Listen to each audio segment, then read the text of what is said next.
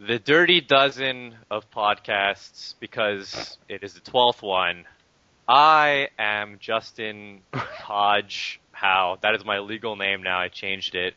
And I'm joined by our regular panel of two other people. Chris, Mofo, Otakon, Carvel. You still say that wrong. You are never going to pronounce his name right. You understand this, right? I'm just going to call him Chris. It's just easier. All right. Way. Or Mofo. And, of course, or Mofo. And, of course, Tyler. I'm here. That's a thing. That's a thing that's going on. The only person to be on every podcast, so suck it. Yeah. That's because you do the audio. You do like the technical stuff, so we got no choice there. Whatever. I think it's just because I'm the best. Well, maybe when I do a solo podcast, just to spite you. The ratings will be high on that one. Oh, it will be huge.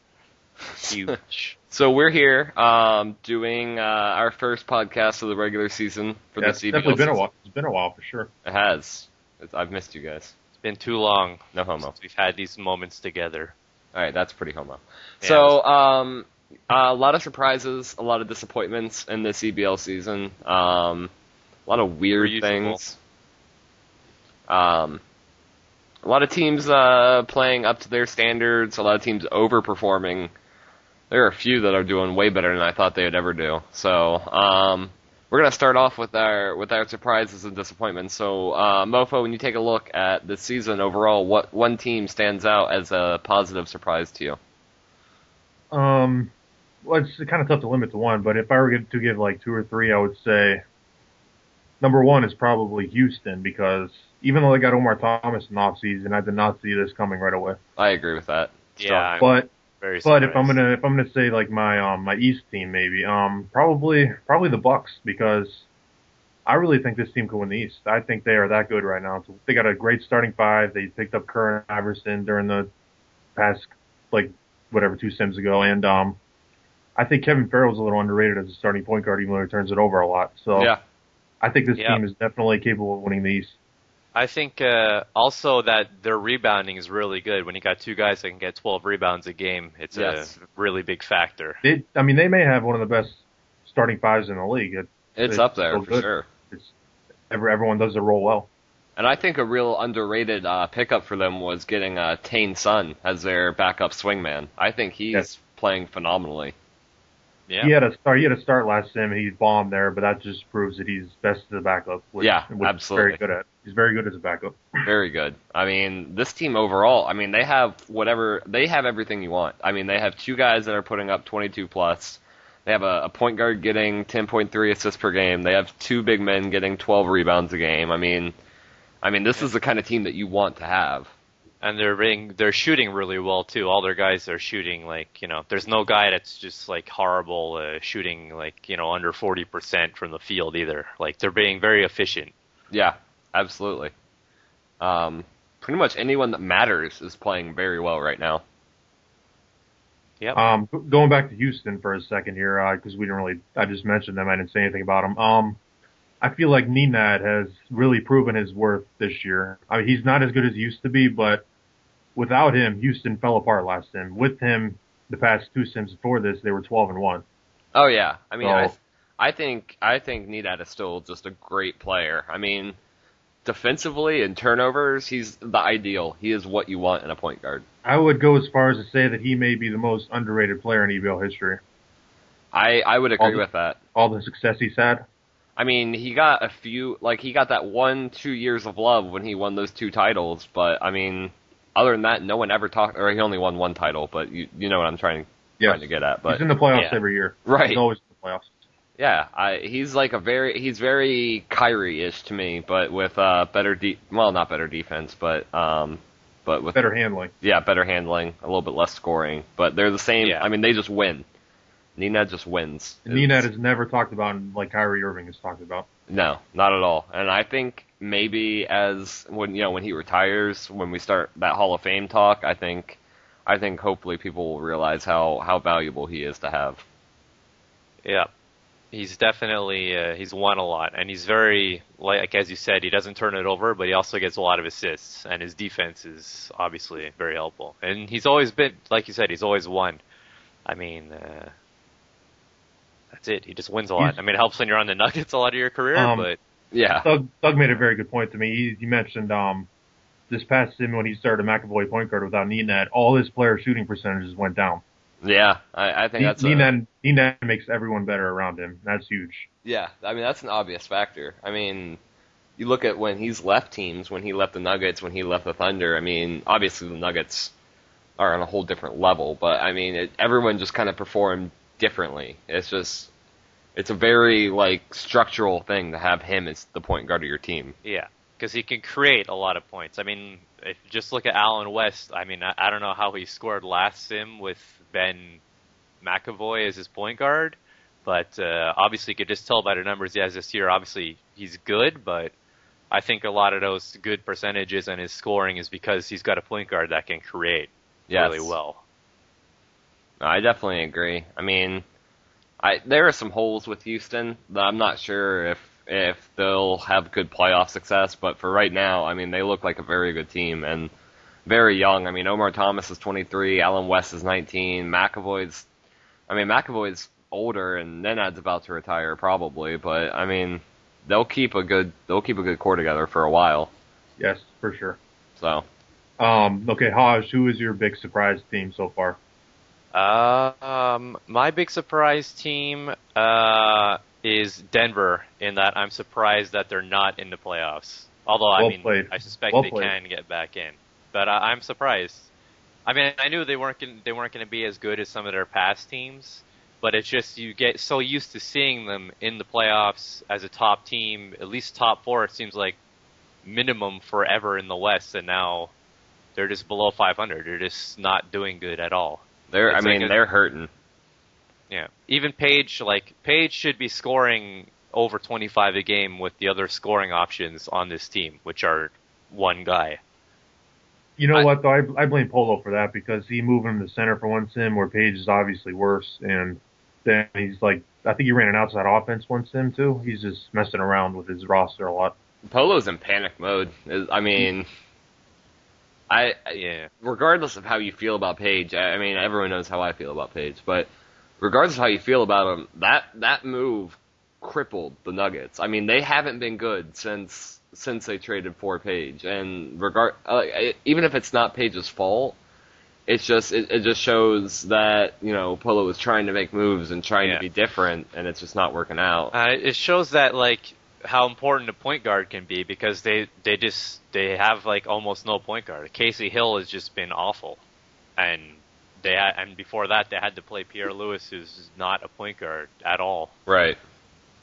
But even the past 2 years, they had Kyrie Irving, who was not very good at point guard, and they still won. So, well, I mean, I think Kyrie's just, even though he wasn't that great, I think there's just something about him that just held it together. I don't know what it was, but I think I said it in the last sim. The real reason this team is really failing this year is because Pierre Lewis is not Pierre Lewis anymore.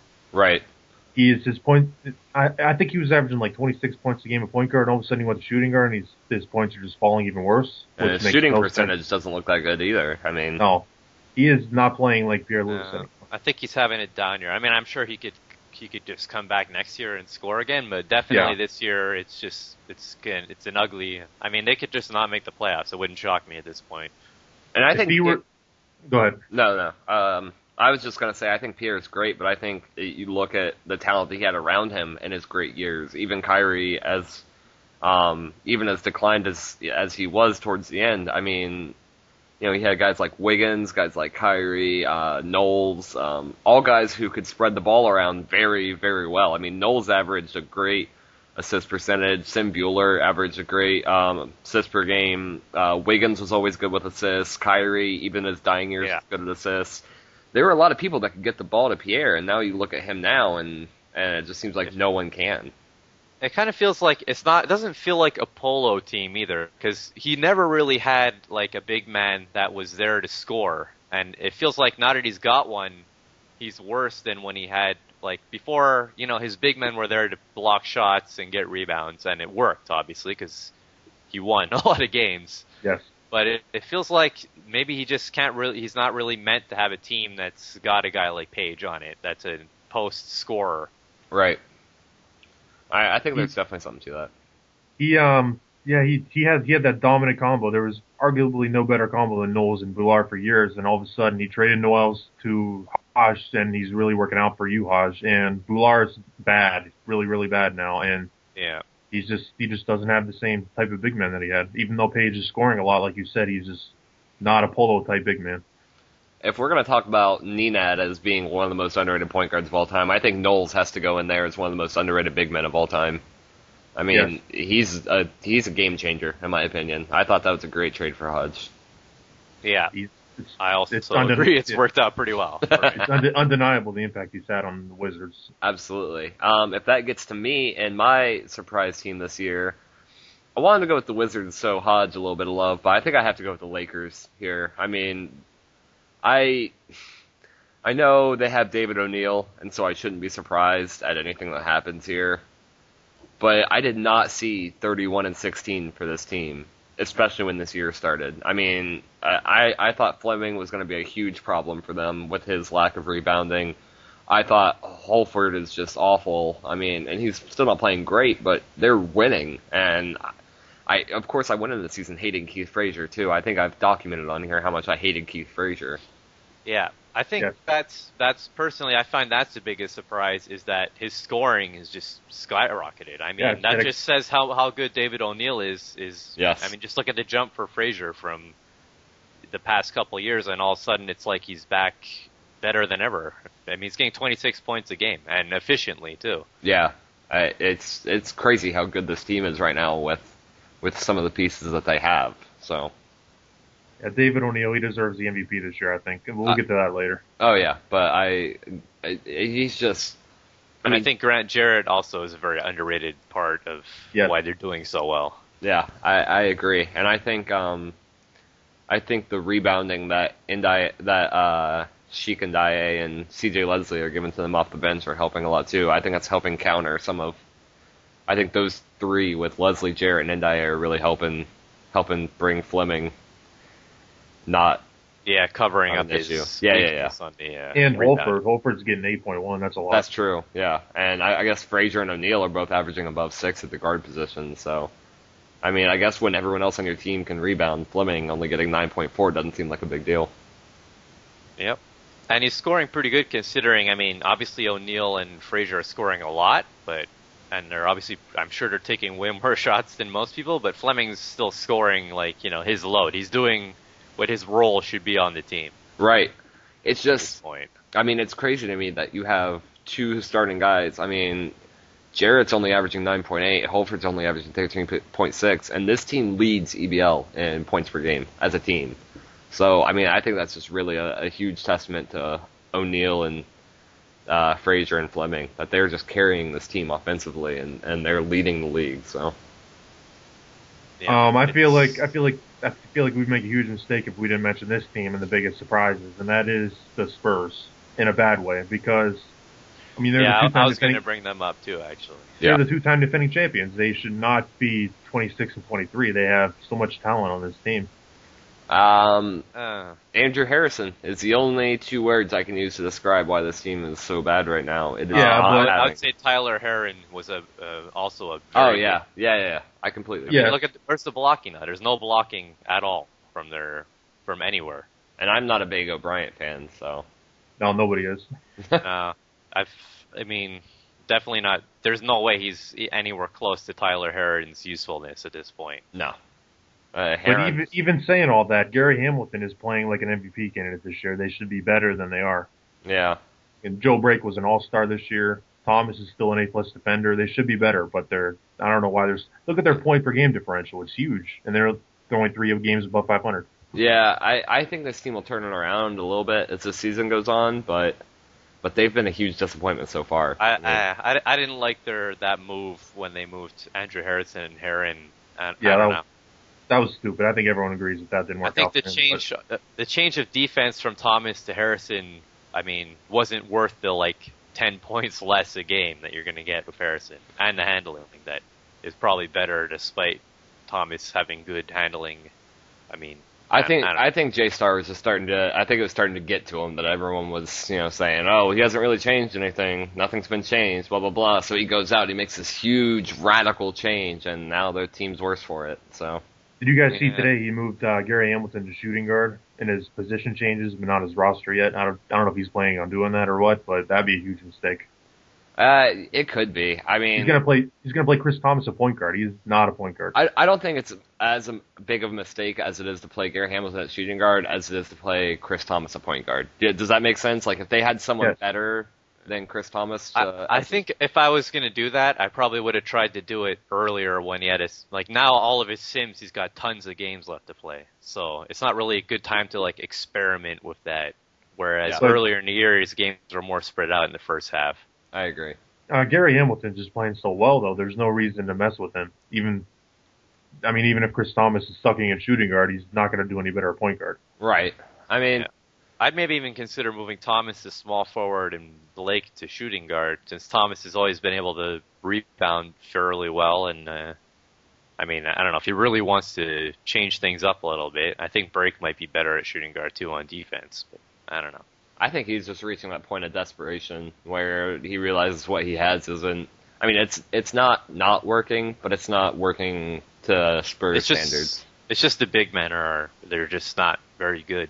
Yeah, I mean, Tim Craig's not anything to write home about, and he's not bad though. 15 and 10 is pretty good. No, but I mean, his defense is slacking too. Yeah, I mean, but what it comes down to right now is the big men are just very average. It's just. Neither one of them can block shots very well. I mean, Johnny O'Brien averages more steals than blocks per game. It's just, I don't know.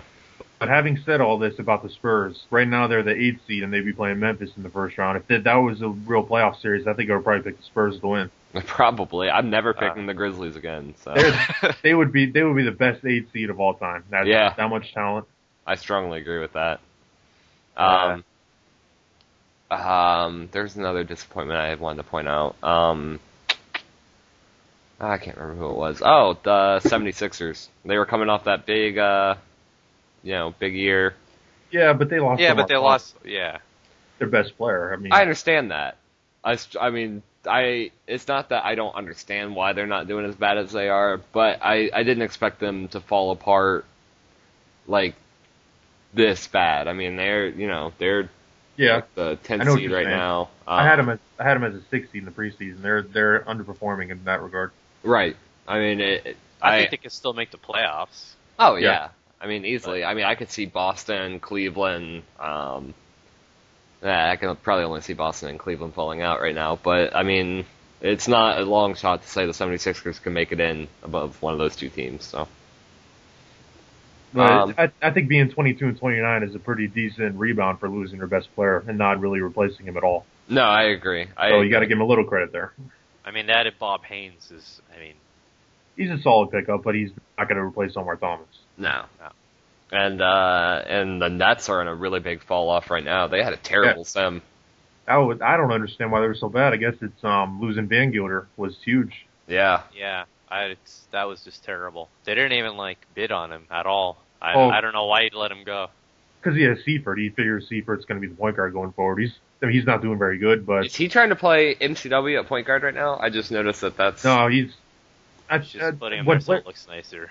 When players get cut, they go back to their original position. Oh, do they? I didn't notice that MCW went back.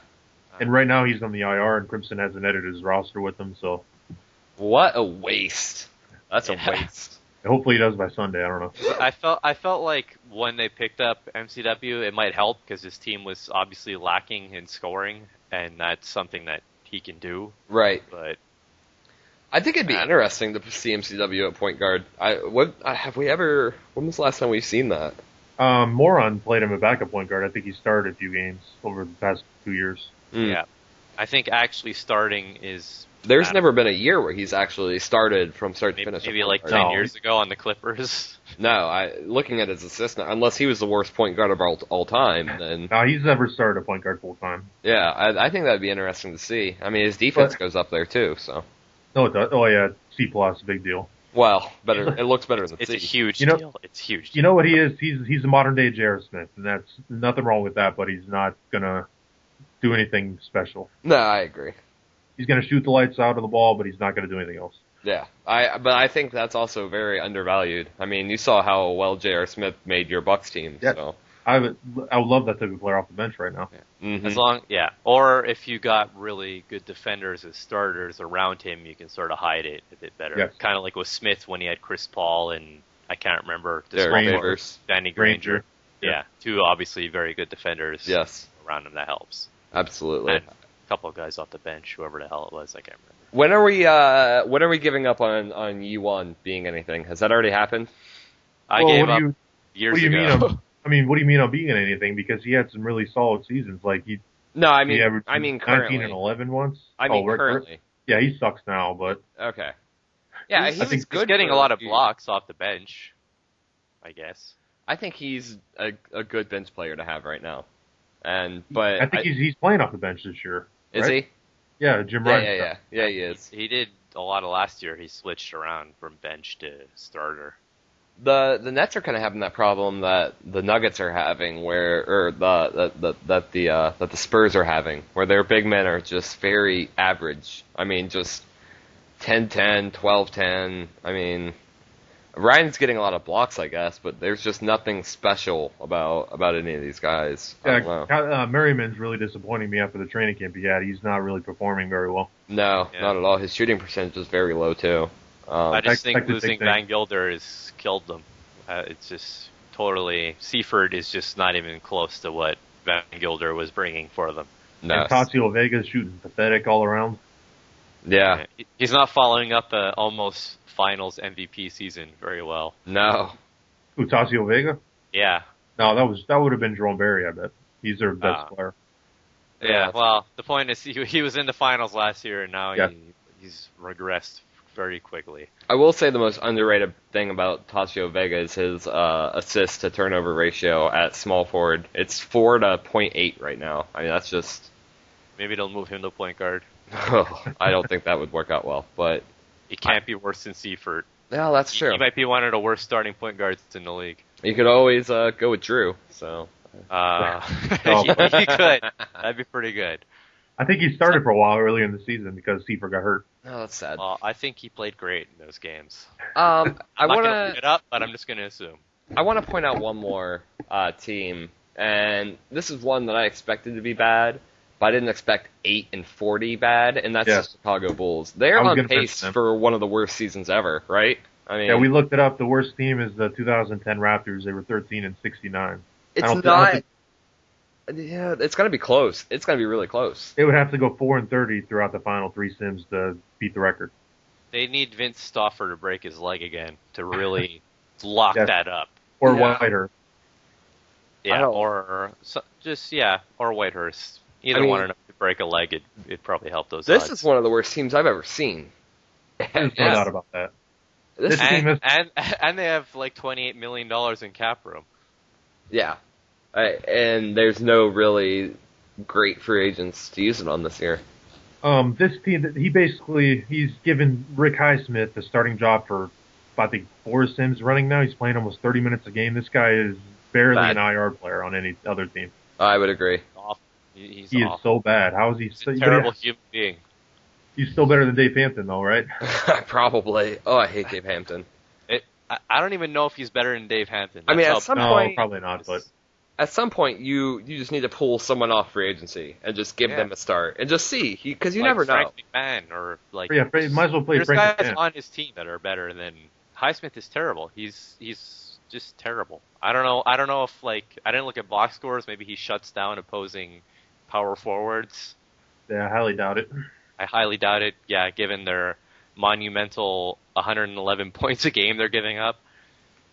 I mean they're decent guys. Talent, but I don't know. There are decent guys on free agency who could be picked up right now. I mean, to start for them. He has no interest in winning this year, which is fine, I guess, but it's given him one of the worst teams in EBL history. Yeah. I think Frank Nelson, who I cut, should probably be starting on the Bulls right now. Yeah, I was just looking at Frank Nelson. I think he could easily start for them. Yes, for sure. There's a few, but I mean, this team is just, and Whitehurst looks decent. I mean, 7 assists per game and 2 turnovers doesn't look good, but then you look at talent around him. Nobody else can score on the team. Right. I don't think this is a fair campaign to judge him.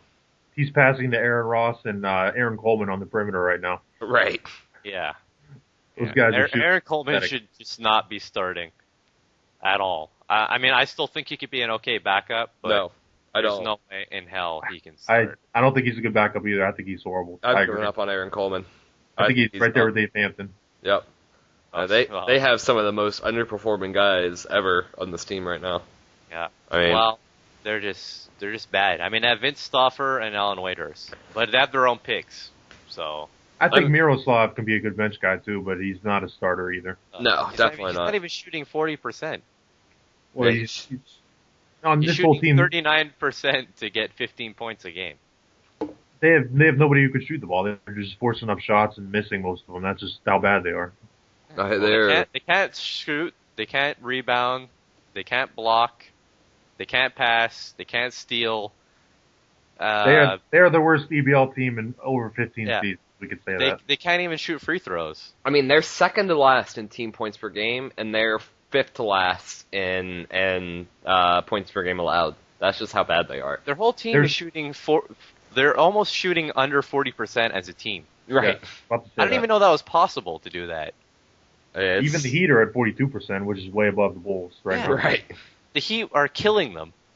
The Heat are killing them. The Heat have double of the Bulls' wins right now in the same amount of games played. So that's what you think about that. The Heat. All right, so we can leave it at that. Moving on from this surprising team, let's move on to the surprising players so far this season. Yes. Let's start with Tyler since you went last time. Who are your most surprising player in EBL this season? For a positive standpoint, or negative, either one you want. What shocks you the most? I want to go back to someone I talked about a little bit earlier. That's Keith Frazier of the Lakers. I am legitimately shocked at how well he's playing this year, and maybe it's just because of how much I've hated him in the past, and I don't want to spend too much time on him because we talked about him a lot earlier, but if I had to pinpoint one player who is just performing well beyond what I thought he would do this year, it's definitely Keith Frazier. I mean, 26 points per game, 6 rebounds a game on 47% shooting, almost 42% from 3. It's just... And I know a lot of it's David O'Neal, but, I mean, Frazier's played with great point guards before, and he's at a career high for points per game right now, so... He's definitely been very... He went down in training camp, too. He went down in inside and defense, and he's still having a career year. Yeah, I don't know what it is about this year. I don't know if it's all David O'Neal or what, but he's playing great, so... A lot of it is David O'Neal. Oh, yeah, I'm sure. I think it's a huge factor. Haj, who's your biggest surprise so far? I am going to go with Matt Yoder at point guard. I didn't think he would be able to actually, as a point guard, do good, but his assist-to-turnover ratio is very strong. Plus, he's getting, 7.3 rebounds a game. He's scoring a lot, 26.5. I mean, he's putting up, a lot of years, those are, almost MVP numbers as a point guard. He could win an MVP. It wouldn't shock me this year if he won MVP. I mean, it's like he could get a triple-double, any game. And he's a good defender at point guard. So I think he's just playing exceptionally well. The Blazers are actually above 500, which surprised me given how young they were at the beginning of the year, and usually these younger teams don't tend to do so well traditionally, but yeah, he surprised me, especially for what he's done to make his team better too. And I guess actually D'Angelo Harrison surprised me too off the bench for them. Yeah, D'Angelo Harrison's a very underrated piece right now. While we're on the topic of the Blazers, what do you guys think is their potential this season with Ray Bonds after acquiring him? I'm not sure about this year, but I'll tell you going forward, the Blazers scare the hell out of me. I mean, Bonds and Yoder, and especially if Brad Key develops, and if him and Cabrera can actually develop good. I've almost given up on Cabrera already. He's starting to reach Dave Hampton level. I don't care if he's 20. Brad Key shows a lot of promise, though. I mean, this team looks good for the future right now. I feel like there might not be a better 1-2 combo this year than Yoder and Bonds. I would agree with that. Which is really dangerous in the playoffs. Right. Yeah. I don't really like Bonds as much at shooting guard. I don't know. I don't feel like Bonds is great. Yeah, he's great wherever he plays, but he's better at point guard. Yeah. I'll always feel like he's underutilized if he's not playing point guard. But I To mean, me. but But I think obviously Portland- having I think Portland is a good sleeper in the playoffs, though, because that 1-2 combo is going to be really, really tough to stop. yeah, that's true. For any team's backcourt. If they had any better power forward, I think that this team would be very dangerous right now. you mean But better than Daniel Ochefu? is Come he? No, he's not starting Ochefu, is he? He's starting. No, he's starting Ochefu. Who else is he going to start? Zenyin? And then Ochefu got hurt, and Douglas played a lot. Oh wow. Well, Douglas might be a better option, honestly. I don't. Ooh. Yeah, Douglas is not bad. He came out of nowhere last time. I don't know why JB isn't trying to shell out his 2 last firsts for a better power forward. Because he's obsessed with. He said he values first like more than players or something. Well, JB. More than life itself. I mean, those aren't going to be lotto first. I don't know what he's not. I don't. He just always wants to draft, no matter what He's team. really he cheap, too. All right, JB. That's has. All right. do your thing. My biggest surprise player so far is a former Buck, former favorite player of mine is Adonis Thomas of Memphis. Oh yeah, I was thinking too. Because I mean, they lost one of the best young players in the EBL, Anthony Jones, and all of a sudden they traded for Adonis, and Adonis is arguably playing better than Anthony Jones did last year. Yeah. And he's kept them as the best team in the league.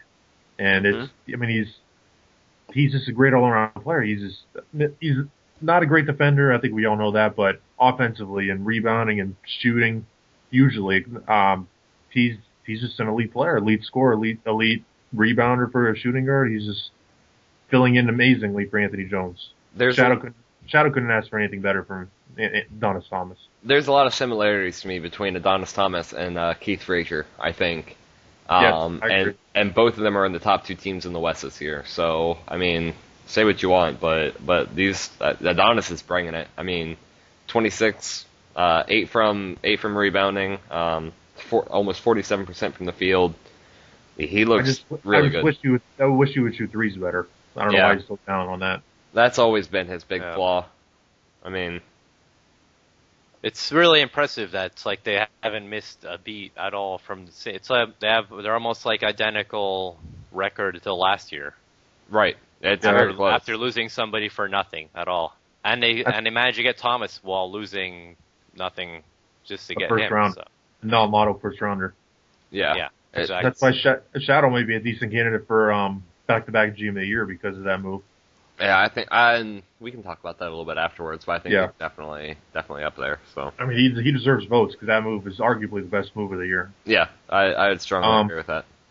Now, if I were to say the most disappointing player in the league so far this season, it's kind of tough.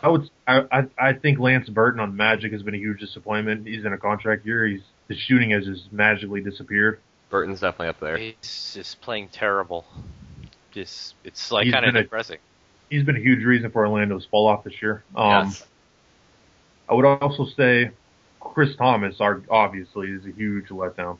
Mm-hmm. Yeah. On the Spurs, we've already talked about him, and probably I find Chris Brown has been a disappointment after he was playing really good last year, and he had that big TC. He had a huge TC, and I think his rebounding keeps going up every stem, though. I think, right?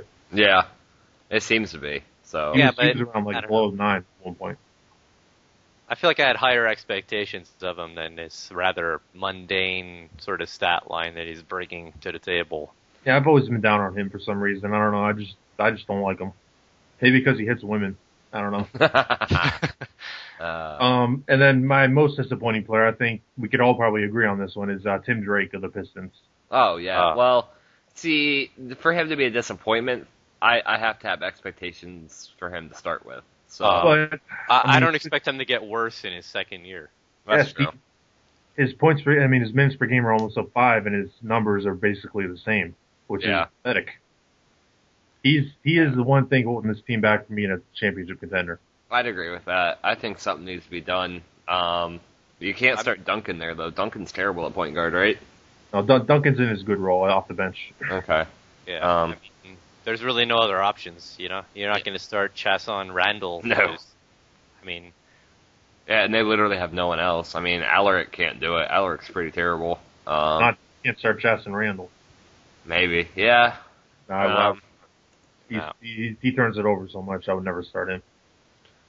There's not really an improved to see. And I don't know. I'm actually kind of surprised they're even doing well, I mean, I guess their defense is playing very well this year, but. I love their team. I love everyone else in this team. Joe Trammell's having a career year. Scott Duncan's a great six man. Selden's performing well, even though he always turns it over. His big men are just blocking the hell out of the ball.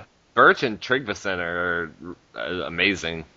He's been out most of the season too. Tryggvason or whatever his name is. Yeah, and he's just. I think he was a really good pick by MPH that year. So. Much better than Tim Drake has been so far. Yes. Very. Yeah, Tim Drake's definitely a disappointment. Go ahead. He's only 18 though, so you know.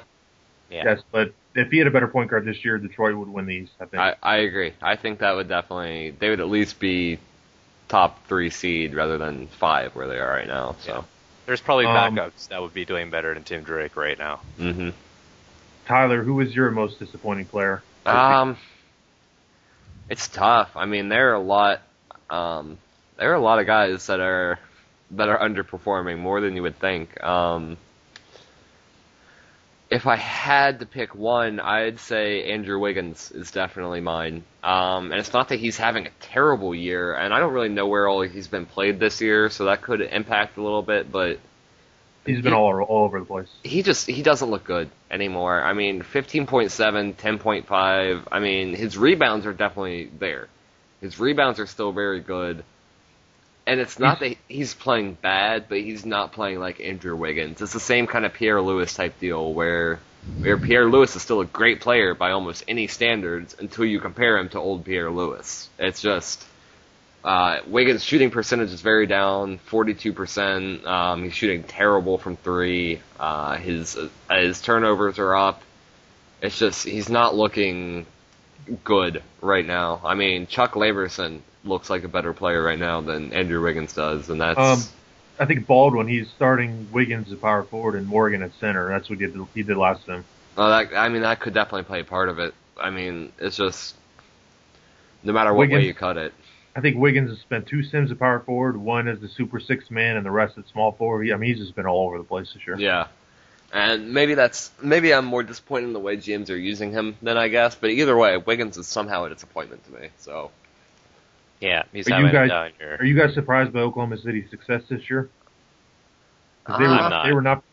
Well, they completely retooled their theme in the offseason. You guys expected them to be in the playoff? Yeah, but I liked all the guys they added. I mean, I think Jones and Van Gilder were huge pickups for them because it just gave them a backcourt basically. I also liked Michael King, and then they traded him and got something better after that. I think that's how they got Wiggins actually. Yeah, it is.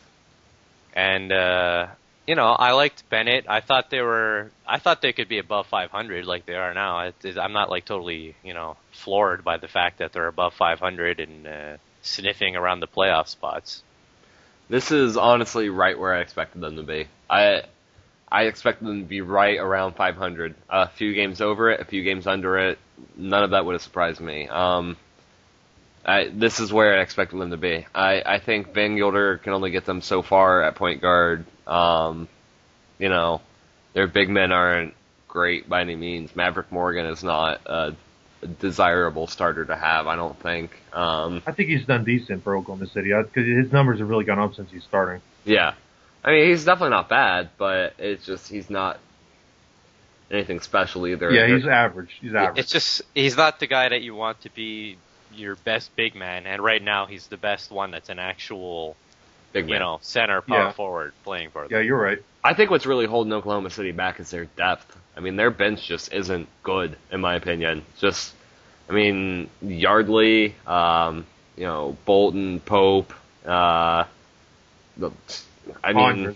Conyers is back at power forward right now. Yeah, Conyers. I mean, Conyers looks good on attribute-wise, but don't you dare trash Henry Luna though as a backup. Don't you dare do that. No, obviously Henry Luna is great, so I'm gonna do it. Henry Luna is not doing what you need Henry Luna to do. What? What are you talking about? He's shooting all his free throws. Come on. He's scoring 6 and 14. What is wrong with that? 6 and 14 is not That's enough to cover up for C defense and no rebounding. I mean, who cares about his defense? He plays 14 minutes a game. Doesn't matter if he's shooting like that. Okay, but if he's getting 6 points in 14 minutes, how many do you think he's giving up with his C defense in 14 minutes? It's got to be right around the same, and his rebounding isn't helping anything. He can't block hardly at all. The free throws. I don't like. He is the most efficient scoring big man maybe in EBL history. I'm gonna say Henry Luna is the worst center on this team. How dare you? I'd play Torgerson. I'd play Torgerson or Dakari over Henry Luna. I would probably play Dakari over him, because I don't really care for scoring in the front court all too much. I don't know about. I don't know. I'm actually not really huge on Luna myself, but Henry Luna he's all right. He's efficient. So he's perfect in his role as a backup scoring big man. That's it. I don't care what you say. He is a great bench scorer. It's tough because there's no way for me to really measure how many points he's giving up a game. Henry Luna is nothing more than a glorified Miroslav Budasov to me. That's all I'm going to say. I like him too. He's just a Chuck Shields wannabe, if you ask me. There we go. I like all those guys. Some weird taste. You know what I'm saying? I'm saying fuck Henry Luna. Sorry. Oh, man. Oh, jeez. Bring it, Baldwin. Bring it. Where you at? Where you at? The claws He's in the chat right now. I just told him about that stuff. I think he's fuming right now. He's fuming. Yeah, well, maybe I won't be able to use the amazing graphic that Baldwin made us for our EBL podcast this week. Oh, man, I think this is getting heated. We better move on. Enough Henry Luna. Do you guys have any other players that you're disappointed with that you want to mention before we move on? I mean, there are a few. You touched on Burton. I think Burton's a huge disappointment. There's just no other way to look at it. I guess Larry Austin's a little underperforming compared to I agree what with I that. expect of him. He played like an MVP last year. He's really fallen off this year. And now he's playing like Larry good guard. Yeah. Well, no, he's under Larry Austin levels. I hold Larry Austin to a higher standard than what he's playing right now. Van Sitt was another one I wanted to bring up. Good point, yeah. It's 4 turnovers a game. It's just, come on. Too many. It's too... Especially if he's not going to get like 12 assists like usually. Yeah, I think he's on the decline from here. Yeah, I mean, he's averaging 0.6 more turnovers per game than he did last year with 1.2 assists per game less. It's just, his points per game are down. His field goal percentage is down from 46 to 44. He's not looking great right now. I think he's a big reason why the Timberwolves aren't better than they are. I think a big reason is John Henson is playing 20 minutes a game. That could play part of that, too. And Shaq Goodwin is starting. What's wrong with Shaq Goodwin? Yeah, He's Shaq playing Goodwin's good. been a great starter for them this year. I don't like his face. 14 and 11, that's pretty good. It's just something you're right. He's doing all right. But, John Henson is not an ideal. No, I think Perry Ellis dropping in the TC actually hurt them a lot more than you would ever expect that to affect anyone. You've overrated Perry Ellis for the last 4 seasons now, and you just got to. He played good last year. He sucks. Can we just? He's. Hey, he was there last year, and they made the conference finals with him there. Okay, 1 block a game, 8 rebounds. As worthless as Henry Luna. So.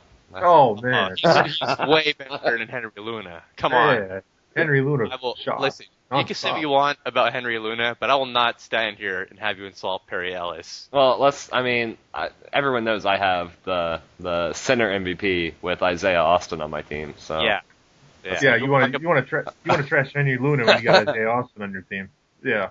I'm just saying. He's shooting well this year, though, Isaiah Austin.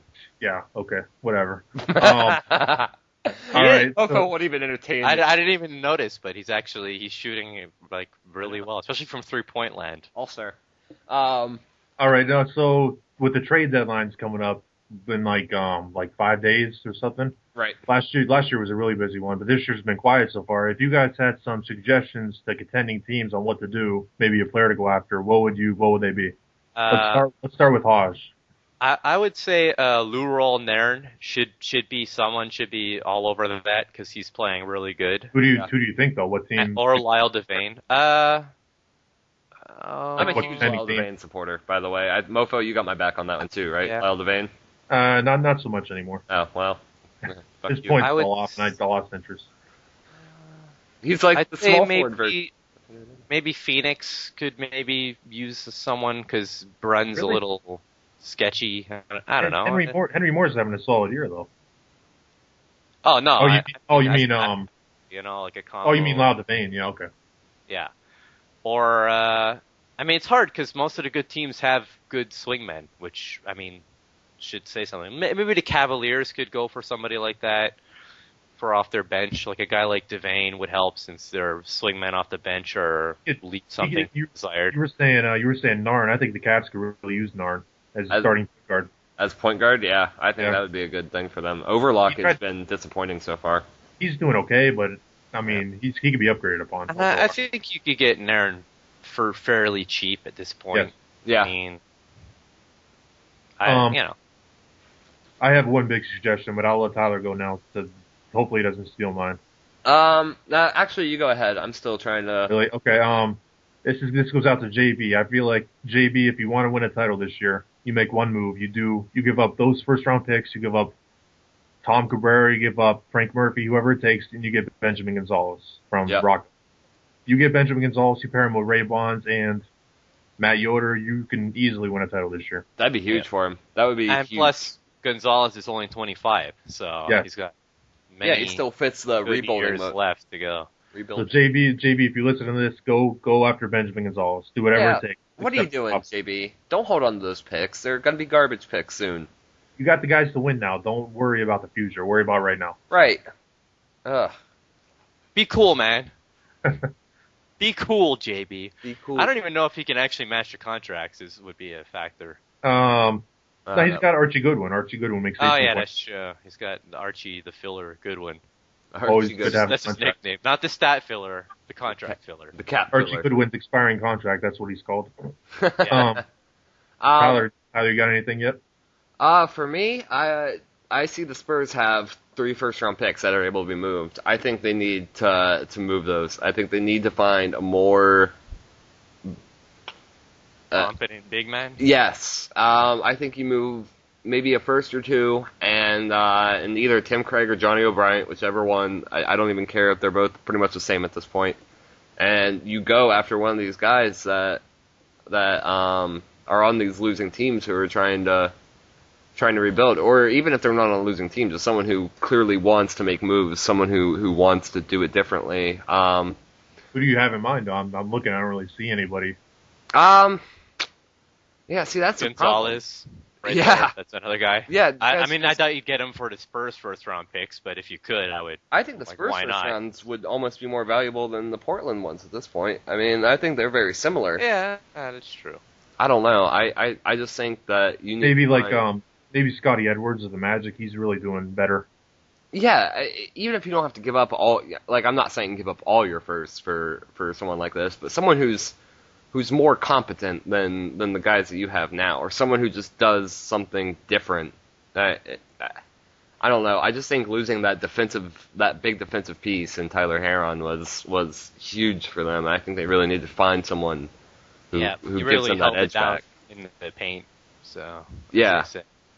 I don't know, or maybe you could try and throw your load at Droppy for Sal. If you threw a lot at him, I mean... You would do it. You would do it, for sure. Yeah, definitely. I think Sal... probably do it for pretty cheap, but I'm not a big Sal fan, but yeah.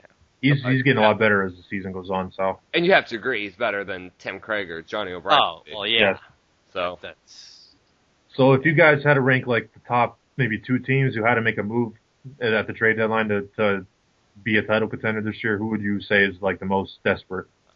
Actually, I was going to say not as a title contender, but I think WC should trade Russell Westbrook for a first at this point. Cause I think that's fairly obvious. There's literally, this is it. Like, if you can get a first for him, he's not going to make the playoffs.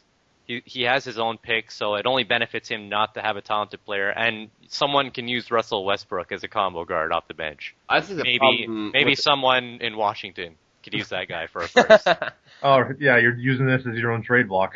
Oh, yeah, well, while we're at it, guys. The audio trade block. No, I'm just kidding. No, but somebody could use Westbrook. It's just a waste to keep him there. Like, why even keep him at this point? Yeah, there's no 37. point. They're not going to make the playoffs. I think a big problem with trading Westbrook is trying to find someone who's willing to match his big-ass contract. I mean, that is like $31 million. I mean, I know it can be done, but you're going to have to give up. You know, you need to find someone. There's expirings all over the place in EBL. Oh, I know. Those guys are a dime a dozen that can fill that number. I just think that's going to be an issue. But top two teams for me that need to make a move. I think the Pistons need to make a move. They need to find a point guard. They need to. I agree. Yep. They need to find a point guard. I think there's a lot of them they can find too. There's good point guards all over the place. Even like an upgrade to average would really make Detroit a lot better. Yeah, you don't need to find a superstar. You just need to find someone who's not Tim Drake. Like a guy like Frank Layton, would be perfect. Oh, that would be perfect. Yeah, I agree with you. It's just there are a lot of options, and they're all better than Tim Drake. So Detroit's my number one, and I think Portland's my number two. Find a big man, do something. Spurs to be my number three. Same advice. Find a big man. So if I had to rank a team that really had to go all out this year and make a move, I'm not sure they have the assets to anymore, but this is it for Derek Favors, I think, in Indiana. I think he's going to retire after this season, unfortunately. Yeah. Gilchrist is 33. Harrison's 30. Purvis is 30. Heron's 30. He's got 5 starters 30 or older. Right. Now is the time. Go do whatever it takes to upgrade. Don't worry about next year. Don't worry about 2 years from now. Just any upgrade you could find. I don't know if they have any. All right, now, here's something interesting that I'd like to talk about for a second. What do you think Indiana needs to upgrade? Small forwards still. Yeah, I guess Gilchrist is not ideal, probably. His bench is horrible. He could really use bench players. Sutherland's good, but other than that, he's horrible off the bench. Tim Kelly's doing all right. I don't like Tim Kelly at all. I don't know why. You can't see. I think 10 points in 28 minutes game is not very good. Yeah. Yeah, but he's a good defender, I guess. He's shooting good. I don't know. I just don't think they have the flexibility. This is going to be it for the Pacers. This is pretty much what they're going to have to bring to the table. You can always scrape something out of trash. Someone will take a deal. He's got something out of the trash. Someone would take Tim Kelly. I guarantee it. Yeah. I think someone would take Edgar Sutherland, maybe. Avocado. I mean. Yeah, maybe. I don't know. Cody Zeller had that big TC, regardless of how you feel about him. I mean, he looks decent right now. And maybe he should just try starting Cotto for Sim. I mean, that wouldn't be a bad idea. But this team is ready to win the East. This is year 2 of a 2-year plan for Moron. He failed miserably last year in the playoffs. He's got to win a title this year. The one thing I will say about the Pacers that they are absolutely set at is big man. Heron at starting center, Favors at starting power forward with Sutherland off the bench. That is a perfect combination to me. I love Cody Zeller and Alvin Pena as 4th and 5th stringers too. That's very good. Yeah, I mean, Zeller's not a good option as a starter, but if you needed him to fill in a backup role if someone got hurt, he'd be fine. So FBB says he's better than Favors though, so. Maybe true. He's a good option. I would argue with the intelligence of the CPU. I would definitely bench Favors for Cody Zeller. That's what I would do more. He's younger by a year too, and he's an inch taller, so obviously that's why he's better. Right. Everybody knows that's how it works. So. And see potential. Everyone knows once you reach the age of 33, potential actually ranks goodness. So yes, C is actually above average. Right. He's due for a big TC. I think he'll look like Favors next TC. But I love that move for Moron, getting Sutherland. I think that was huge. Because Finney Smith wore out his welcome in Indiana. Oh, yeah, absolutely. And Sutherland was just, it was proven how great of a defender he was. And, I mean, he doesn't add much in the rebounding or points category, but the defense that he brings in 22 minutes a game is enough. Plus, this is a guy that was starting on the team that finished first last year in the East, right. So. Yeah, and he's 28, so he could still get back a little bit of rebounding at some point. Absolutely, I agree with Mofo though. They could use a little bit of an upgrade at small forward. Yeah. And the bench is a little iffy. But I just don't think they have the flexibility is the problem. I think they can find something. There's something on this team that someone will want. I guarantee it. Yeah, maybe they can find something from JB or even Alvin Pena. I mean, he's only 26. He's decent. He's on a low level exception though. Well, never mind then. There's a few teams we haven't talked about at the top of the East, like the Knicks and the Wizards. What do you guys think about the Knicks' chances? Because they looked like the title favor in the East last year, and they blew it to the Nets. Do you think this is their year in the East? I think they look Like they did last year. I think they could win a title. It wouldn't shock me. I think Castanon is playing way better than last year. He's having his best year ever. He's the new Kyrie Irving. I've been saying that for a while. I don't like Scott Singley as a starter. Do you guys don't think the Marcellus Johnson upgrade makes him the East favorite in the playoffs? No. You don't? What about you, Haji? You think? Well, I think Washington's clearly the favorite for the playoffs, given their rich history of playoff success. No, I think Marcellus Johnson was an upgrade over Sutherland for sure. I wouldn't say for sure. I think Sutherland is a really underrated defender. Yeah. I think he's underrated, but I think with Freeman, Johnson makes a good piece to go with him because he can concentrate more on rebounding and defense, which is where his strengths lie, as it were. And I think Biyombo is an underrated part with his blocking and rebounding, even though he obviously can't shoot his way out of a wet paper bag. But I don't like Biyombo. I don't like Biyombo. I think I don't know what I would do there, but they need a better backup. I don't know if it's. I don't like their bench at all. I hate Finney Smith now. I hate Bismack. I don't like their bench at all. I like P.J. Hairston. He's all right. He's barely playing. Yeah, he's only played 25 games now. For whatever reason, they're playing Finney Smith over Hairston. So yeah. I think like him and Teague would be a better combo than Finney Smith going all over the place like a maniac. I agree. I'd have Teague as backup point guard, and I'd have Hairston as backup small forward and shooting guard, and then Finney Smith as third string everywhere. I'd say I think the Knicks could win the East, but I'd say like last year, it feels like they're not like the solid for sure this team is a title contender. They're more like. I wouldn't be surprised if the Knicks got not swept, but eliminated in the first round. I wouldn't be surprised at all. It would depend on the matchup that they got.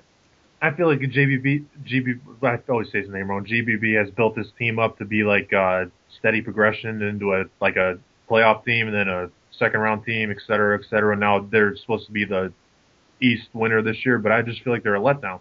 I agree. They're not a colossal disappointment, but they're very good for sure. They're not playing as consistently as you would expect of a team with the talent level that they have. They should be better. That's just the bottom line. I'm still not a fan of Castanon though, so he's right there with Gary Hamilton to me as two guys who everyone else loves that I hate. And it's probably just me. So there's probably a reason why I've never won a title in EBL, but that's my personal feeling. But do you guys think there's a better guard big man duo besides maybe Pierre Lewis and Francisco Page than Bart Roser and Brian Freeman? No, I don't think there is. No, I wouldn't even say Pierre and Page are better than them. It's arguable. No, me neither. I would say they're better than Pierre and Page. Roser is just a star at this point. He's if his defense went up to A, I would consider him on the same level as Pierre Lewis. I think. I mean. Well, he's got to win a title first before. And I love Freeman. I think he's might be the best center. Well, one of the best centers in the league. He's just consistently like a 12, 3.5 blocks a game. Like he's going to end up doing that for another 10 years almost. He's my second favorite big man in EBL behind K Marsh. So Isaiah Austin. Oh, okay. Oh well. Okay. Oh yeah, third. Sorry. Third. But I mean, you look at those two together, and the rest of the team has talent next to it. They should be so much better than they are. They should be the dominant East favorite, but they're not. It's just weird. I think Singley's really holding them back as small forward. I mean, he's just he's just. I think maybe Castanon's handling is a bit dicier than it looks like. I mean, he's got a nice assist to turnover ratio, but maybe there's other things you can't really see as well about his passing game that are a factor. I disagree with that because I think he makes the players better. Like Roser shooting very well, Freeman shooting very well, Hairston, Finney Smith, they're all shooting well off the bench. I mean, Singley, I agree with Tyler. Singley's the main reason why they're not as good as they should be, I think. Yeah, actually looking at his line a bit more, he is underperforming. But he's 20, and he'll get better. You can't expect too much right away out of him. I mean, you got to remember this is his second year, so. Yes, but the Knicks need someone who could win right now because they're ready to win, and Singley's not that player yet. Yeah, but I think the Knicks can still go another year. and maybe by next year it'll be. I mean, they're still very, very young. The only old starter they have is Marsalis, and he's 29. Well, when you have a chance to win a title, you have to try now because you never know what could happen in the next season. Castanon could dive in TC. Roser could go down a little bit. Freeman could start to decline. You just never know. Yeah, you never know. You go for it when you have the chance. Speaking of going for it when you have the chance, how about the Wizards this season? I like the Wizards. I really do. I wanted to talk about them for my surprise team, but the Lakers just trumped that, in my opinion. Haas, what do you think about your team? I think it's a good testament that you can not do anything to your team in an off season, and they can actually get better the next year. Yes. So it's a nice example of if you're patient, it can actually work out for you sometimes. That's a chemistry factor, I think, too. Yeah, I think there might be some chemistry to it, but I think other than the last year, my team, I felt we played very well, and it seems to have translated so far into this year. As for reasons why we're doing good, I think our defense is way better than maybe the first 2 seasons of EBL, way back in, I don't even remember when. But it's a testament to everyone else's defense on your team when you have Shannon Scott starting and your defense is still so good. Yes. Yeah. Well, that was by design. That was I figured I liked Scott because as an offensive player, he's great. He's very good. But I knew, you need to surround a guy like that with good defenders all over the place. And I think Niu and Knowles help a lot with that. Having Kearney to cover him a little bit with Wills, who's playing, I don't even know how he's scoring 18 points a game. I don't care. I was going to mention Mofo, I think we really messed up not mentioning John Wills as a surprising player. I was about to say that. I forgot about him as the most surprising player. Yeah, I never saw this I was coming. waiting for the other foot to drop on him, but it's apparently that foot's just going to stay in the air.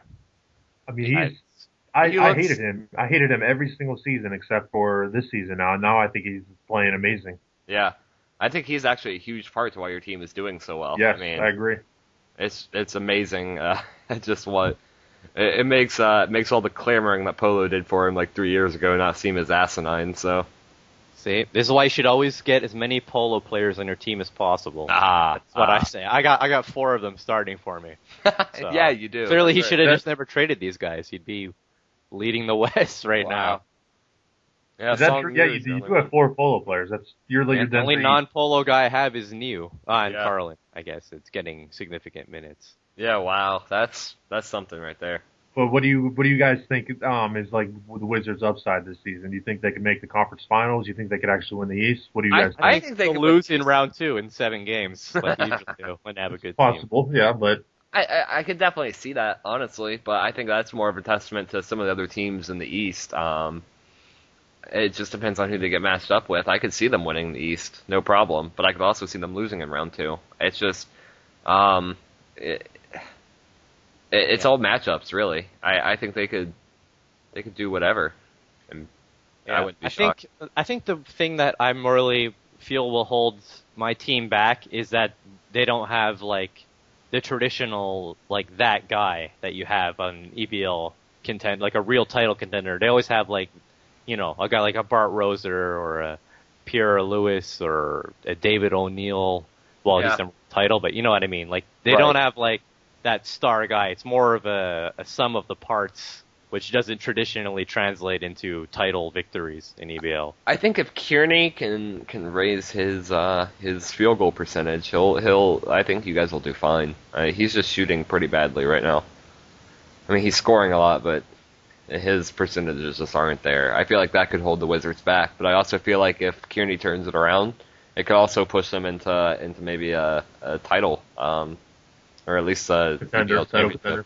Yeah, East contender at the least. All right, so we talked about the Bucks and the Pistons a lot. What do you guys think about the Raptors this season? Because they were projected to be, I think, a little better than they are right now, and they're not really. And they just made the trade for Mike Reynolds. Yeah, I like the Reynolds trade for them. I do. Yeah, I think Reynolds is going to be huge for them, and I think it was also good that they moved LeBron Jr. while there was still a little bit of hype on him. Yes, I agree completely with that. Because I don't think he'll ever be anything, honestly. I hate him. He can't shoot.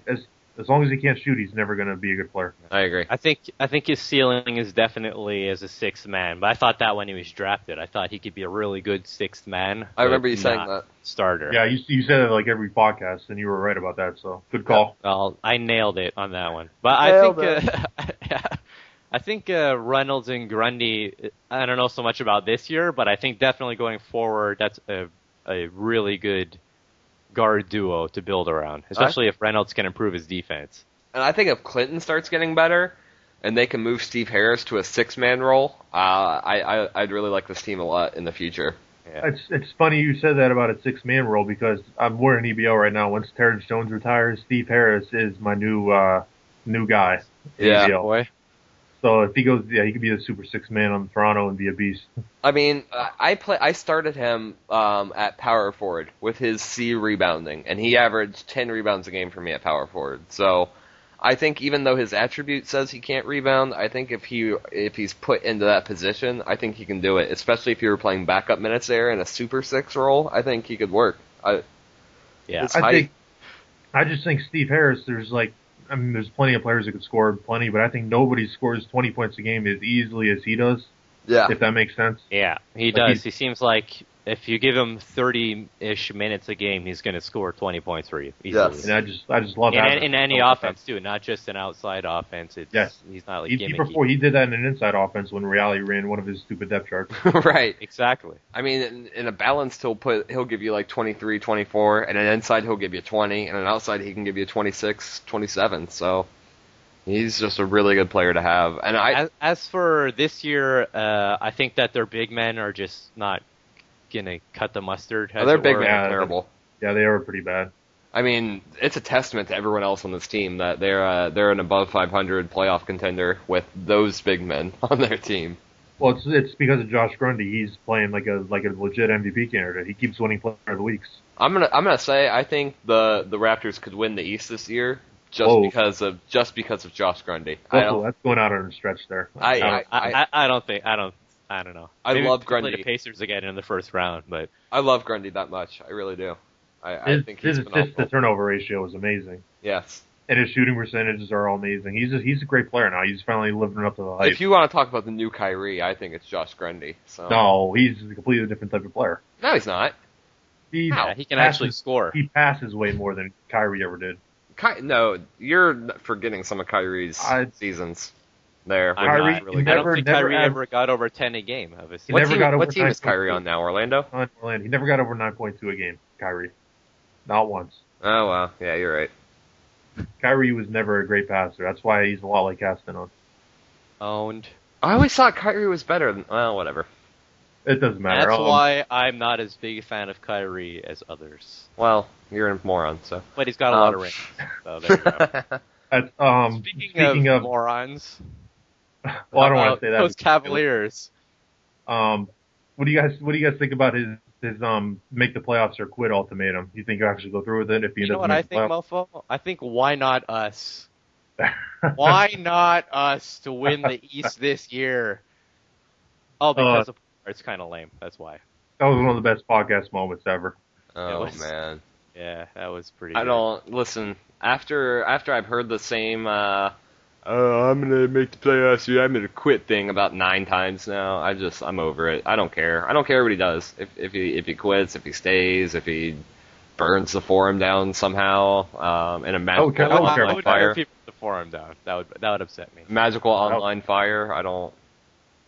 But this Cavs team is I feel like they're going to be a future juggernaut, but he's just going to bail on them right before it happens. It's just like every other team. Right now they're definitely in that yo-yo playoffs and not playoff state, so it'll be a interesting last couple sims for them. Yeah, I think Ashford's just a huge star. I mean, yes, he looks great, and he might be an all-star every year of his career. Yeah, and Akri is actually playing very well this year. That surprised me when I saw his numbers. Well, he's like a scorer. He doesn't really do a whole lot. He's a very good offensive player, but his defense is... His defense has gone up a little bit. It was a B- for a while. So, I mean... But Darius Stock has been somewhat of a disappointment this year. I predicted a Defensive Player of the Year from him, and he's regressed. Well, he's still averaging 0.5. I mean, blocks per game, so...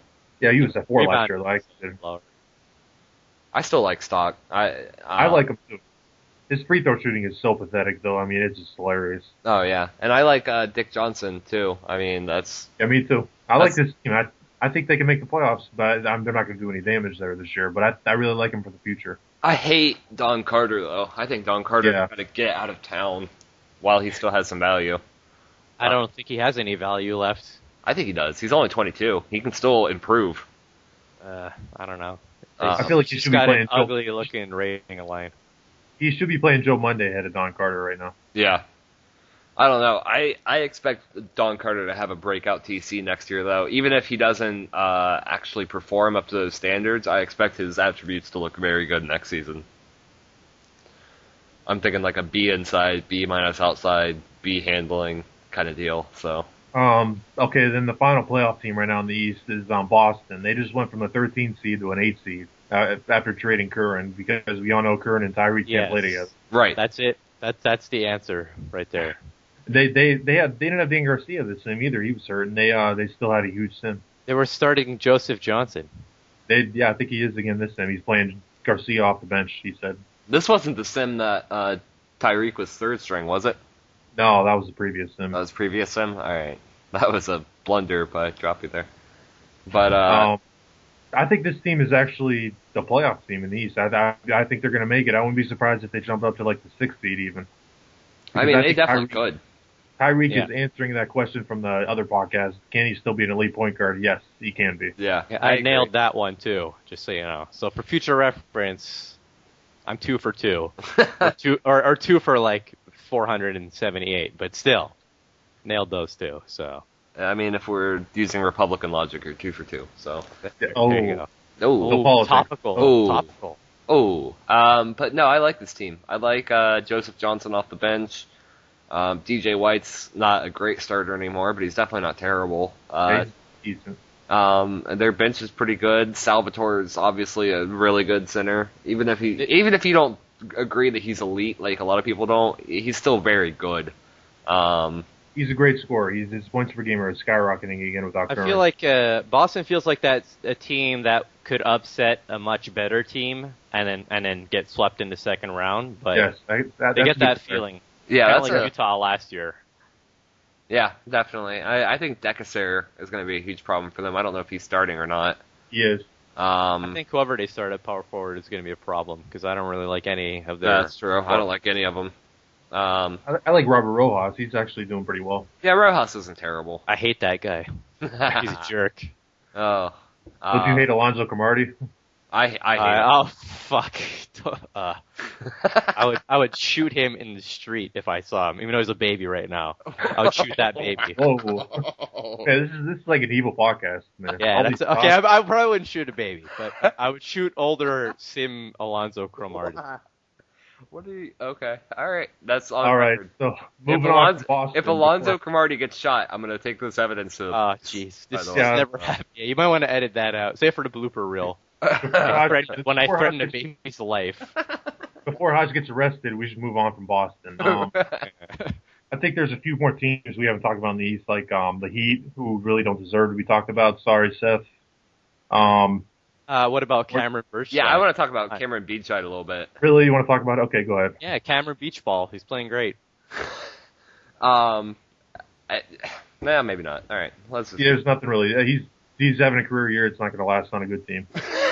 No, that's actually exactly what I was going to say. Yeah, that sums up pretty well. All right, so moving on. Then there's the Hornets, who SC basically has given up on this team, so might as well move on there. Hold on, wait. I'm about to put as much effort into talking about the Hornets as SC has put in this season. And there it is. All right, so moving on to the West. Oh, what about the Hawks? We didn't talk about we talked about trade Russell Westbrook. That's it. That's trade all. Everyone but cool. Trade everyone but cool. That team is not winning anything in WC. I think Parker Jackson Cartwright. I think he's got 3 shooting guards, and he's only starting 1. Oh, he should keep Tony Ellis too, but start Tony Ellis because BJ Anya has not been a starter for 3 or 4 years. No, BJ Anya hasn't been a starter since ever. Yeah, well, no, he had a few good years there. I'm actually disappointed in Anthony Parker. If you want to throw back to those disappointments, because he played pretty good last year. Yeah, that had all the stink of a career year, though. Yeah, but his rebounding went down on TC again. He played good the year before, too. He had 2 good years. I was surprised. I thought he would have nothing but bad years his whole career. And, ironically, those are the only 2 years he spent with B-plus rebounding. So, just want to point that out. I don't know if that's true. I think he might have had it earlier. Nope. But I can't prove it. My rule. All right, moving on to the West, you talked about Memphis and the Lakers. We didn't really touch on the Clippers. What? We didn't really touch on the Clippers. That's kind of skipping ahead, though. I was talking about Phoenix first, because they're higher up. Yes, Phoenix. Phoenix, that's my bad. Phoenix, I think I was down on them more than other people were in the preseason, and they're performing very well. So what do you guys think about Phoenix's? I think they're playing way better than I expected them to play, personally. Yes. And even though I just insulted Ryan Brunn, I'm actually looking at his stats, and he's playing pretty good also. He's like the 5th best guy on this team. He's a solid 5th guy. Yeah, he's a good, just a good guy to have there. He's not going to take away too many shots. He's going to get a few good rebounds. I mean, doesn't turn it over. Right, he's a pretty good guy to have. Shoots pretty decently. And Ross Falk just looks like a superstar. Yeah, I don't know if you guys were in the chat when me and Doug were talking about it, but I love Ross Falk. I think he's one of the most underrated players in EBL right now. I think he's a legit number 1 star on the team. I agree. I just think you could win the title with Ross Falk as your number 1 guy at this point. I completely agree, and I love that they have Blackshear off the bench. I mean, yes, his percentages are a little bit low right now, but he can still play defense like nobody else. He can still get you the points. I mean, he's looking pretty good. And Henry Moore, his assist to turnover ratio is not too good, but I think that has a lot to do with Falk being right next to him. And he's made steady progression every year. He was not ready to play in year 1. He was mediocre last year, and he's really, really good this year. Well, not really, really good this year, but good enough. I think Henry Moore is like a best case scenario for Tim Drake, like what Tim Drake could become. I think Henry Moore is going to keep going up, though. I think he might be an elite point guard in 2 years. No, that's what I'm saying. But I'm saying I think Tim Drake's going to top out at what Henry Moore is right now. Oh, Henry Moore is going to keep going up. Yeah, that's good. I don't know. I'll know more when he hits 20 years old, and he's not like 18. Yeah, he's still got a couple years. The other thing I'll say about the Suns is I wish Brandon Knight played a little bit more. I know he doesn't look great right now, but it's the limited minutes. I think he could still do something in a backup role for this team. I don't know. That's just me. Yeah, maybe on offense. They have Blackshear taking all these minutes. You can't really give Knight anymore. Oh, that's true, too. But I think maybe he'd do better as a backup point guard than Blackshear. Obviously Blackshear is nice to have him playing 30 minutes a game, but, I don't know. Maybe. I don't know. I like Bill Luck, though. Bill Luck's playing really well. Bill Luck was pretty well. Yeah, Bill Luck is kind of like an underrated free agent commodity this off season. Yeah, someone needs to pick him up for something. The Raider guy, I'm looking at you, so. Yeah, he's arguably the best big man after Darius Stock on the market. Yeah, I would agree with that easily. And he's a lot easier to get, too. Right. Because he's not going to have, he will have birds. Yeah, he will. He will have birds, but he's going to be right there to take, just like Darius Stock. But I think Phoenix, I think they're going to win the Pacific. I think they're going to pass the Lakers, and I think they could easily make the West Finals. I really like this team. Yeah, I like them too. I think that Jerry's had a lot of teams that have disappointed him lately. I think this one looks pretty good, so. I think he just has a well put together starting 5, and Ross Falk is just he's like I was saying earlier. He doesn't. The Wizards don't have like the elite number 1 guy. I think Ross Falk is that elite number 1 guy, and it will show in the playoffs. Yeah, I agree. So he should be on the Wizards, obviously. Right. If you can get him, go ahead. Good luck with that one. And then Houston we talked about for a while. Houston we talked about. The Clippers, though, we haven't really touched on, and they're a little bit disappointing to me.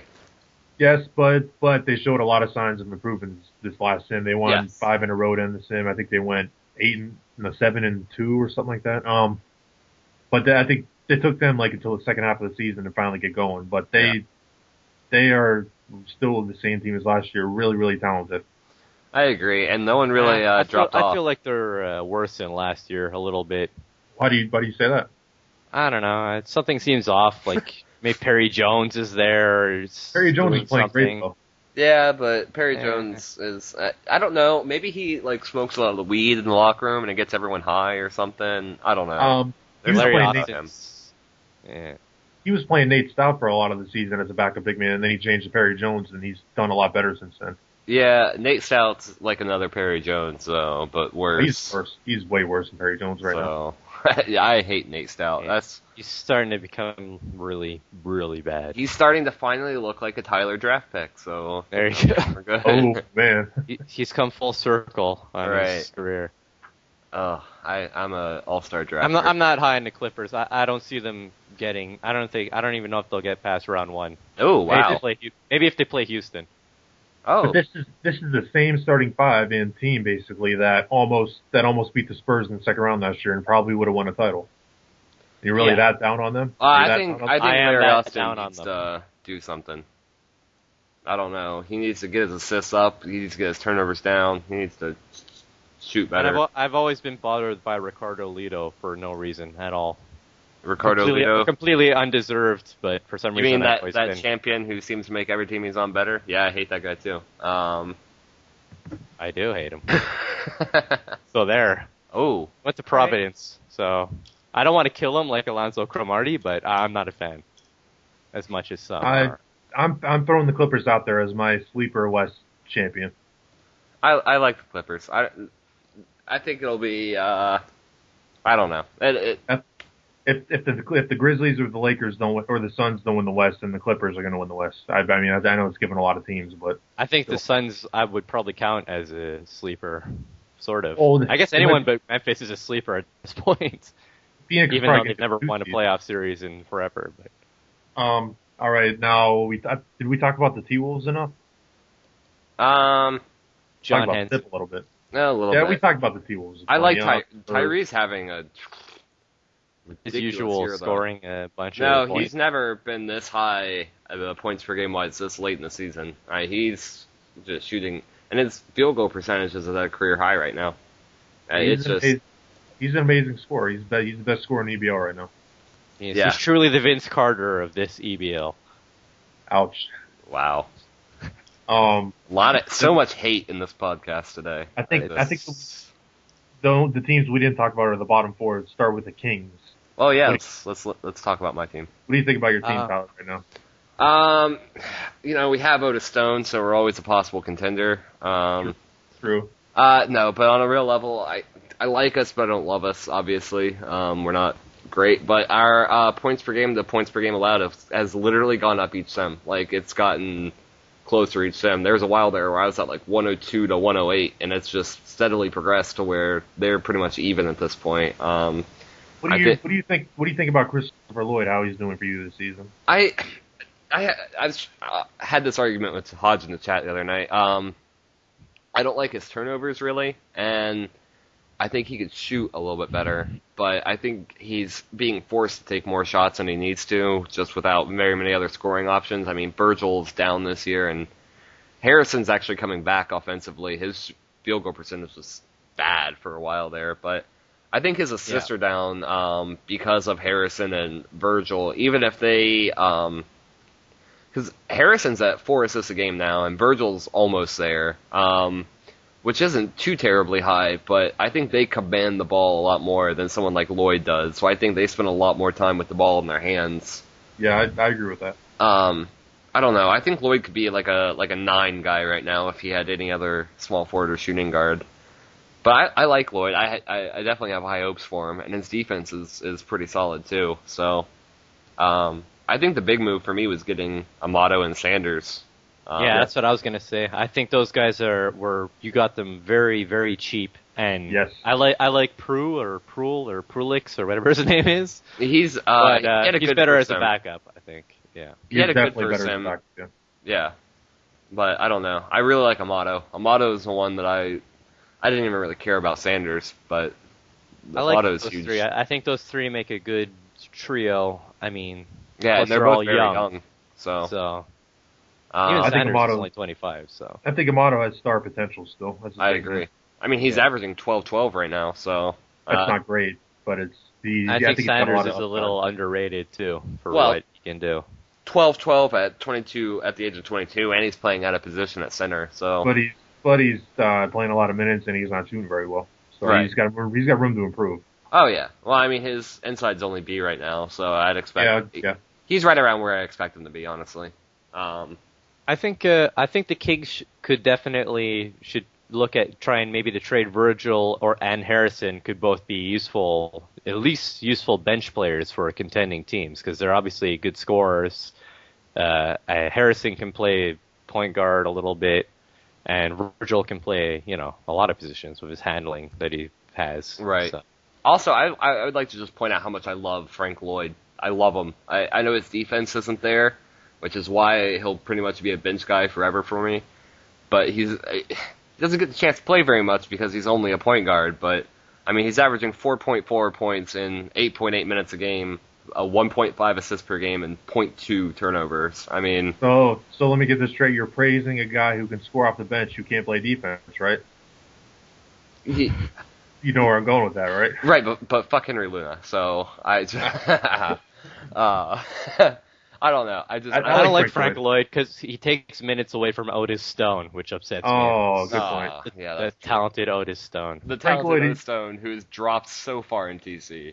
Frank Lloyd's a good backup, though. I agree with you. You got to get the Lloyds for years to come. Yeah, and I think Frank Lloyd could end up being a starter type guy if he could get his defense up. So we'll see. I don't know. And then Haas, what do you think about Dub's team right now, the Mavs? What do you think about their direction? What direction? No. I think, wow. No, I'm just kidding. Dub is my buddy, so he'll understand the comedy in this. I think I'm surprised that more people haven't tried to get Frank Layton, because he can play both guard spots. He's shooting ridiculously good percentages right now. His percentages are absurd. Yeah, and, I mean, you could start him on some teams like Detroit. Like I said, Detroit should be all over trying to get him. As far as older guys like Domingo, I've soured on. I don't know. I mean, he's a good scorer, but I feel like his defense just kills the teams that he starts for. He's playing off the bench right now as a backup small forward, shooting guard, and point guard. Yeah, I think that's probably his best role. Yeah, I agree with you. I like Pete Harris. I think he's definitely playing really good. And Dale Smith is kind of disappointing. On him. Especially his percentages are disappointing, but he's still got a good assist-to-turnover ratio, which he's always been pretty strong at not turning it over too much. But, I mean, they got some good young guys, but they got to get rid of some of these older guys and really commit more to a full rebuild. And he should have more firsts than he has. I didn't understand the trade for Juan Kuhn at all. I hate Juan Kuhn. I like Juan Kuhn. I think it looked up, like, per 48 minutes, he's the worst starting rebounder in EBL right now. Right. But I like him as a scorer still, and he can pass a little bit, he can block a little bit, but he's making the max for the next 6 years on this team that is not even close to winning. Why would you trade for him? I don't know. It made no sense. I don't really like Juan Kuhn much at all. I mean, I maybe as a backup with his scoring, but I definitely would not want him to be starting. He's like a glorified Chuck Shields to me at this point.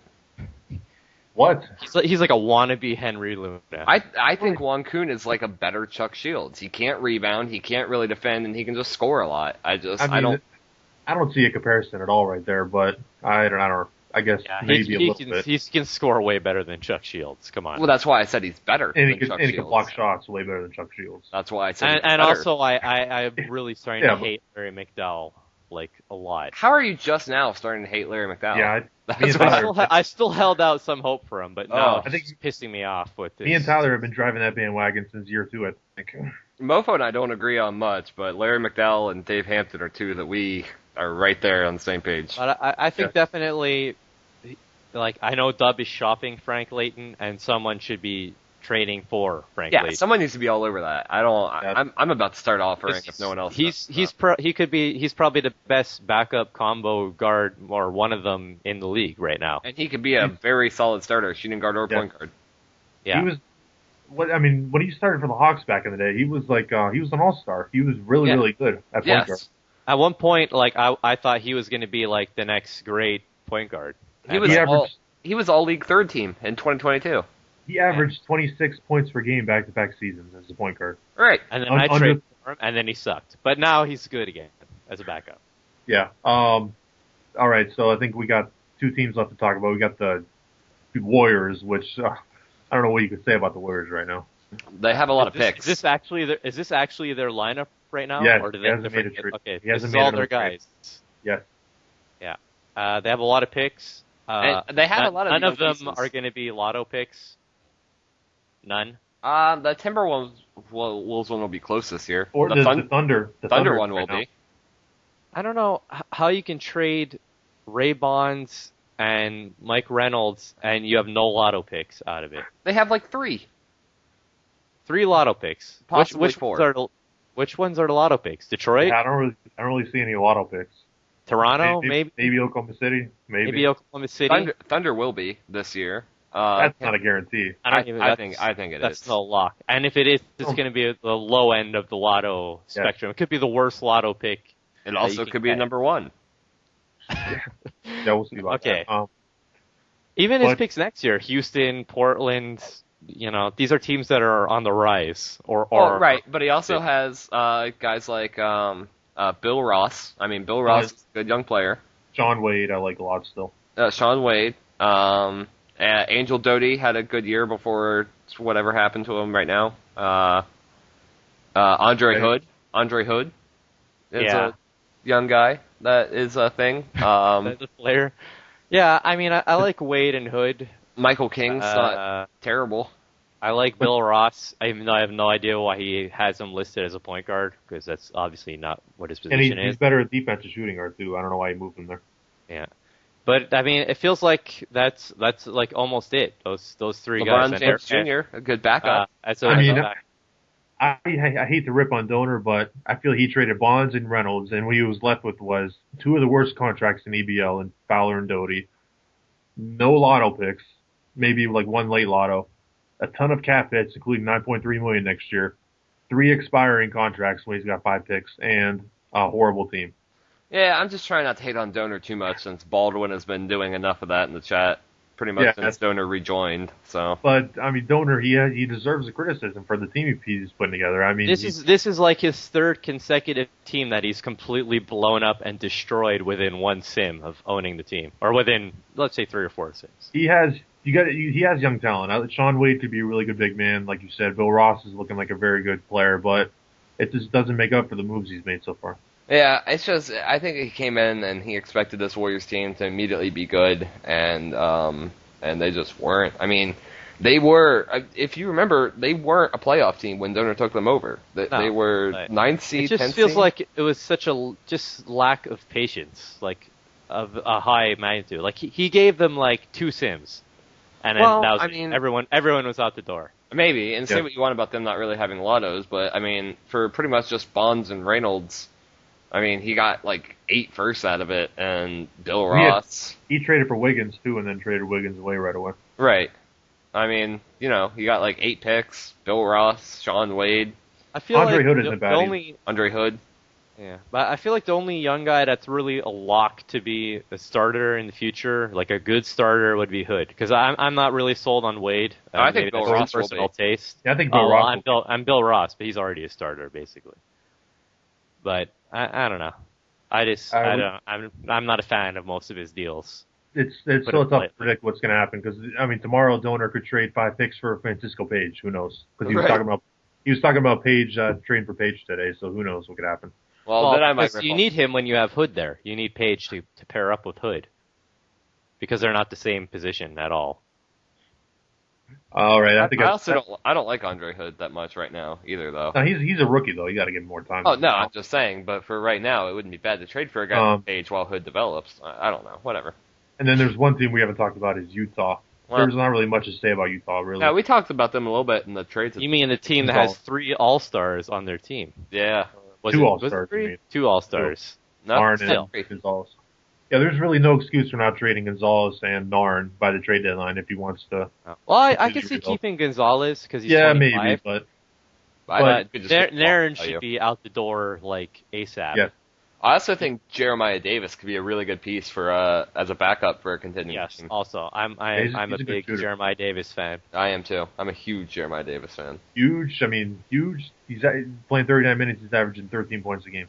Well, as a probably non-option, something. But he's so so huge fan. I mean, he's okay. But I'm talking a about huge fan. I'm talking about the accordance. past few years. Like traditionally, he's a very good, efficient scorer off the bench. I'm a huge fan in accordance to how everyone else views him, because no one else really gives him the time of day. So if you compare me to everyone else, I am then a huge fan. But I really like the move the Rocket made trading for George Blazer, though. Trading Mars Johnson. yeah, I think I really like Blazer's future potential, even I though do he's too. not ready yet. So Yeah, I think good. Blazer's a really good guy to build around to start off with. And he has his own pick this year, and he has a Kings pick, and the Nuggets pick, so he's 3 lottos. right.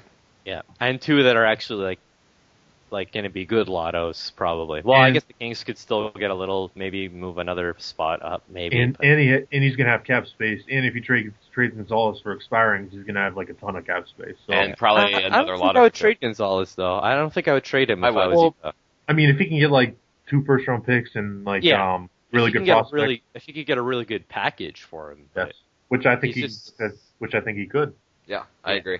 All right, Like guys, if- this if is getting JB was so so cheap. long. We need Yeah, to it's do just- something with this. All right, let's okay. I think we can close it out here. Do Maybe you want to make- do MVP stuff? Yeah, let's throw a quick one out there. My MVP is David O'Neal with Rodney Purvis and Gary Hamilton right down, and Matt Yoder right down there next. I've got David O'Neal number 1, Rodney Purvis number 2. I think I might have Bart Roser number 3, and then that's all I got. I don't think anyone else has a shot. Quickly, what do you- I have O'Neal and then Purvis Yoder. Just flip a coin between them, and then Song Lee is obviously the 4th. No Gary Hamilton love. I expect it from Tyler, but Hodge, no Gary Hamilton. Oh no, I love him. Also But throw a lo- I I wanna think throw a it's long more shot. of his team record is going to keep him out of winning than his own True. personal. Good skills. point.